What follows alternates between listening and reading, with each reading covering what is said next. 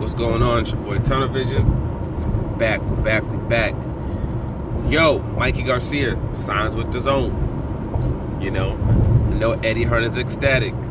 DZON is ecstatic. And also Mikey Garcia is ecstatic.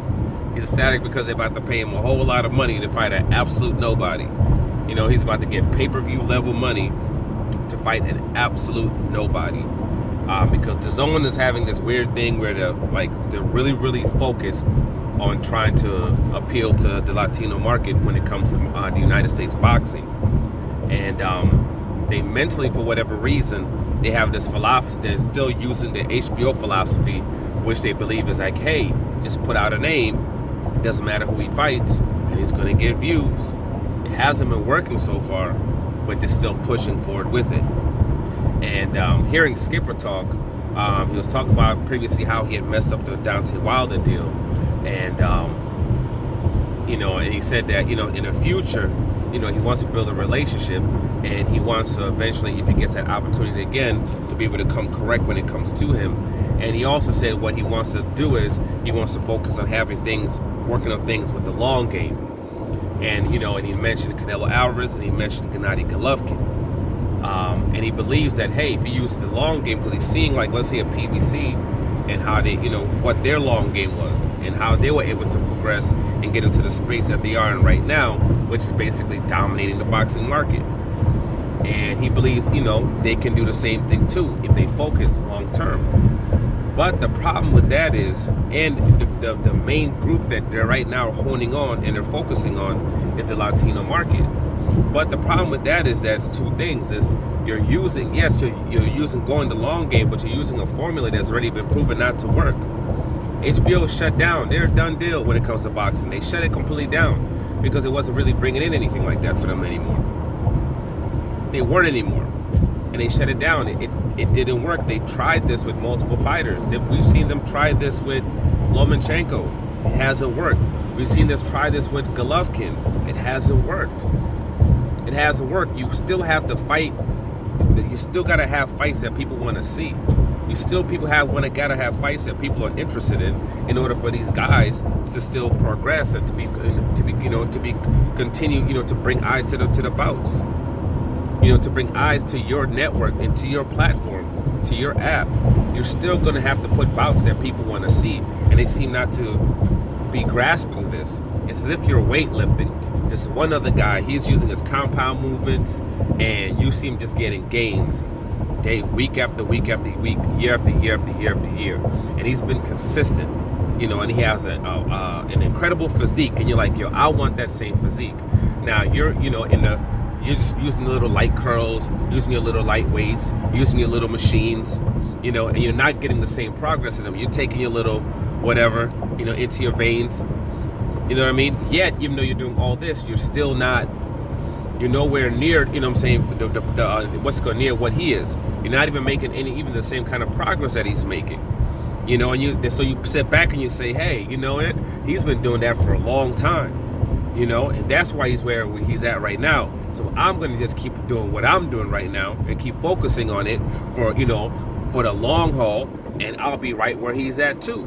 But the thing is, you're not. Because the formula and the way that you're doing things does not work. So you're not going to get the same results. Right now, this week, they have a card against is Danny Jacobs versus Chavez Jr. fighting in this week. Nobody even knows they're fighting. It's not about that people are interested in. Eddie Hearn literally has put himself into a situation where he's risking his license in Las Vegas, in Nevada, in New York, and in California, and in Texas, because those four areas are kind of intertwined with each other when it comes to this boxing thing. And with the whole Chavez Jr. thing, him refusing to take a drug test, and then them trying to move it to California saying, oh, hell no, and them just going ahead and moving to Phoenix.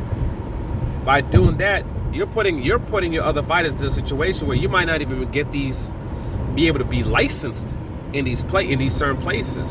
But the thing is that, and you're doing it over this fight because Chavez Jr. is on it, and because you're still trying so hardcore to appeal to this particular market.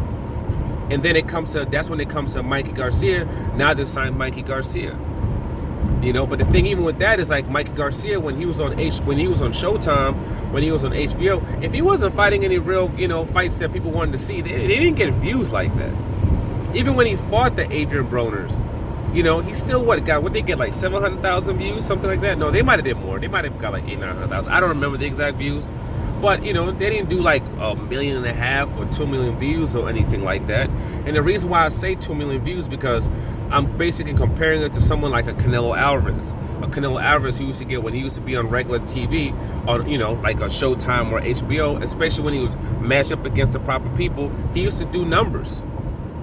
And then he goes to DZON. This guy, his highest viewership, I think, was in the United States was 625,000 concurrent views. And people are like, well, worldwide he did 1.2. We don't do worldwide. When Deontay Wilder fights or these other fighters fight, we talk about what's it called? We talk about the viewership in America. They don't count all the other viewerships, you know, because they have, especially Wilder. Wilder has a deal with Matchroom. Matchroom keeps buying his fights, and we don't talk about those viewerships or viewerships that, you know, what do you think? What's it called? You think Fox doesn't have deals with people all across the world where these things are being shown as well? They do, but we talk about America. So in America, did like 650,000, and it was concurrent views. It wasn't even actual views, like, you know, subscribers, because concurrent means they could be one person and they could have 2-3 different devices. You know, because you got multiple devices under the same account. So it wasn't even actual like viewers. And that's his highest, and this is like a superstar. You know what I mean? This is supposed to be like the face of boxing. So you bring somebody like Mikey, what exactly you think you're gonna get as far as with fans that, you know, buy your app and actually that you retain? Like, I mean, what are you expecting that you're gonna get? And you're giving him what he would be making on a pay-per-view bout. That's what you're gonna give him. And that's the other thing. They keep giving these people this absorbent amount of money and not getting very much back in return. You know, you get 200,000 new subscribers, you know, for the Anthony Joshua fight, you know, all through all 9 markets, and you're hyped up about that.